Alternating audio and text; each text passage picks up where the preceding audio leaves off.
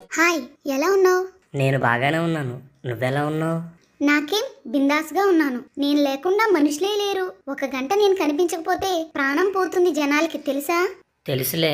నిద్ర నుండి లేచేసరికి పక్కన నేనుండాలి. పని చేసుకునేటప్పుడు, తినేటప్పుడు, ప్రయాణాల్లో, ఆఖరికి పడుకునేటప్పుడు కూడా నేను పక్కనే ఉండాలి.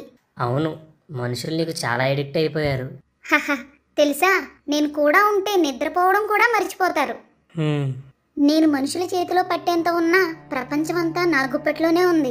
చిన్నపిల్లలు నేనుంటేనే భోజనం చేస్తారు. యూత్ కి నేనుంటే భోజనమే అవసరం లేదు. ఇంకా పెద్దవాళ్ళకి కావాల్సిన ఎంటర్టైన్మెంట్, లేడీస్ కి కావాల్సిన వంటలు, సీరియళ్లు అన్నీ నా దగ్గర దొరుకుతాయి. నీకొక విషయం తెలుసా? ఒక రోజుకి మనిషి సగటున 4 గంటల సమయం నాతో గడుపుతాడు. సరే కానీ నీ గుప్పెట్లో లేని వాళ్ళు కూడా ఉన్నారు తెలుసా? ఎవరు? అనాగరికులు, సెల్లవాడటం తెలియని వాళ్ళ? కాదు, మరి? క్రైస్తవులు. హహహహహ. అదేంటి నవ్వుతున్నావు? జోక్ బాగుంది. జోక్ కాదు, నిజం. సమయాన్ని వృధా చేసుకోవద్దని బైబిల్లో ఉంది. కాబట్టి మా క్రిస్టియన్స్ నీతో గడిపి టైం వేస్ట్ చేయరు. పిచ్చివాడా, ఏం ఆలోచిస్తున్నావయ్యా? మా క్రిస్టియన్స్ దేవుణ్ణి ఎంతో ప్రేమిస్తారు. అందుకే లోకంలో ఉన్న అనవసరమైన విషయాలకి సమయం కేటాయించరు. నీకో విషయం చెప్పనా? మీ వాళ్ళలో కూడా చాలా మంది నా బానిసలే. అదేం కాదు, నువ్వు పొరపాటు పడుతున్నావు. ఒకవేళ నిన్ను వాడినా వాళ్ళ అవసరాలకో లేదా దైవికమైన విషయాల కోసమే వాడతారు. మా వాళ్ళు యూట్యూబ్ వాడితే దేవుని వాక్యం వినడానికి, వాట్సాప్, ఫేస్బుక్ వాడితే దేవుని వాక్యాలు పంపుకోవడానికి మాత్రమే వాడతారు. భలే చెప్పావు. నిజమే, వాళ్ళు అందుకే వాటిని వాడదాం అనుకుంటారు. అలా అనే యూట్యూబ్ లోనికి వెళ్తారు. వెళ్ళగానే ఆ హీరో ఇలాంటి వాడా, ఈ హీరోయిన్ ఏం చేసిందో తెలుసా అని 2 సజెషన్స్ ఇస్తాను. అంతే, అక్కడ మునుగుతారు, ఎక్కడో తేల్తారు. ఇప్పుడు చెప్పు, వాళ్ళ సమయం అంతా నా గుప్పెట్లో లేదా?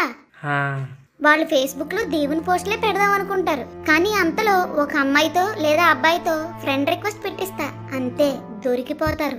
మా వాళ్ళు అంత బలహీనులు కాదు. నా దగ్గర చాలా లిస్ట్ ఉంది, కావాలా? వద్దులే. వాట్సాప్, యూట్యూబ్, టిక్ టాక్లో సమయాన్ని గడిపే వాళ్ళకైతే కొదువే లేదు. ఇందులో పాస్టర్లు, విశ్వాసులు, సంఘ పెద్దలు అనే తేడానే లేదు. అందరూ నా దాసులే. ఒకప్పుడు బయటే నన్ను వాడేవారు. ఇప్పుడైతే నేను మీ చర్చిల్లో కూడా వచ్చేసాను. ఒక పక్క మీ పాస్టర్ వాకింగ్ చెప్తుంటారు, ఇంకో పక్క మీ వాళ్ళు నన్ను ఆపరేట్ చేస్తూనే ఉంటారు. మీ క్రిస్టియన్స్ దేవుణ్ణి ప్రేమిస్తున్నామంటారు, కానీ దేవుడి కంటే ఎక్కువగా నన్నే ప్రేమిస్తారు. చర్చిలో ఉండే 2-3 గంటలు కూడా నేను లేకుండా ఉండలేకపోతున్నారు. రోజులో వాక్యం, ప్రార్థన లేకుండా అయినా ఉంటారేమో, కానీ నేను లేకుండా మాత్రం ఉండలేరు. అంత పిచ్చి నేనంటే. నేను అబద్ధాన్ని నేర్పిస్తాను, వేషధారణ అలవాటు చేస్తాను, తప్పులు చూపిస్తాను, చేయిస్తాను, భక్తి నుంచి వెనక్కి లాగి లోకంలో కలిపేస్తాను, నరకానికి పరుగులు పెట్టిస్తాను. నన్ను మితంగా వాడిన వారికి నేను ఉపకారిని, కానీ అతిగా వాడేవారికి మాత్రం అపకారిని. నా ద్వారా దేవుని వాక్యాన్ని విని బలపడిన వారు ఉన్నారు, బలంగా దేవునిలో ఉండి దిగజారిపోయిన వారు ఉన్నారు. నన్ను ఒక పరికరంగా చూసి అవసరానికి వాడితే మేలు చేస్తాను. నాతో అతి సాన్నిహిత్యం మీ ఆత్మీయ జీవితాలకి ఎంతో నష్టం. వెళ్ళి మీ వాళ్ళకి చెప్పు, ఇప్పటికైనా మారమని. క్రైస్తవులారా, దినములు చెడ్డవి కాబట్టి సమయాన్ని పోనివ్వక సద్వినియోగం చేసుకోమని బైబిల్ చెప్తుంది.